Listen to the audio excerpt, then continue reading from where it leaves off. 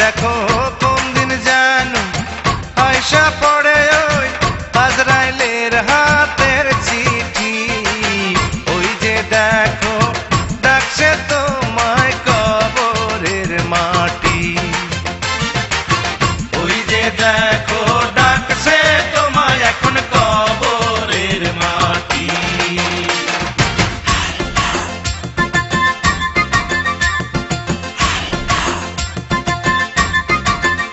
তোমার গোনা দিন রাইয়া গেল জৈবনে লাগলো মাটি।